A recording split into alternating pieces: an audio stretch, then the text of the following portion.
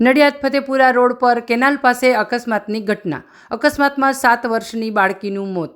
Sport બાઇકની ટક્કરે થયું બાળકીનું મોત.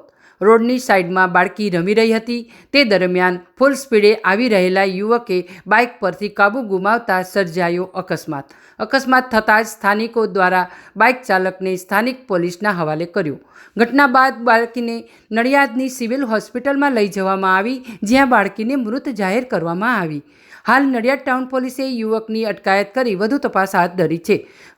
વધુ મળતી વિગતો મુજબ 7 વર્ષીય દીકરી આરોહી પરમાર મોટી કેનાલ પાસે આવેલા ઘરના આંગણામાં રમી રહી હતી. તે દરમિયાન કેનાલ પાસે પૂરપાટ ઝડપે આવતો અને ગફલતભરી રીતે બાઇક ચાલકનું સ્ટેરિંગ પરથી કાબુ ગુમાવતા બાઇક કેનાલ પર મારેલી સેફટીની જાળી સાથે અથડાઈ સામેની બાજુની ઘરની પાસે આવેલ જગ્યામાં રમતી દીકરીને અડફેટે લીધી હતી. ઘટનાની જાણ થતાં જ આસપાસના લોકો ભેગા થઈ ગયા અને દીકરીને સારવાર માટે સિવિલ હોસ્પિટલ લઈ જવામાં આવી હતી, જ્યાં ડોક્ટરે દીકરીને મૃત જાહેર કરી હતી. મારું નામ વિનોદ છે.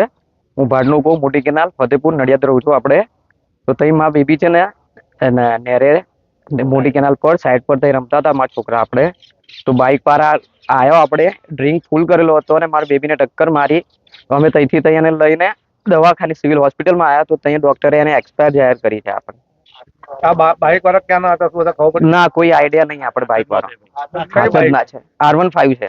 કેટલા જણા એક સિંગલ જ હતો, એકલો જ હતો. 2 જણ હતા. 2 જણ હતા. દારૂ પીધેલા, ફૂલ ડ્રિંક કરેલા હતા 2 જણા. કેમ નહીં ખબર એના મોં પરથી જ લાગતું હતું આપણે કે ફૂલ સ્મેલ આવતી હતી એની. બેબીનું નામ અને ક્યાં ધોરણ પડતી હતી? બેબીનું નામ આરોહીબેન વિનોદભાઈ પરમાર અને જુનિયર કેજી માં ભણતી હતી. આપણે સિનિયર કેજી સંતરામ પ્રાથમિક વિદ્યાલય ગુજરાતી મીડિયમમાં.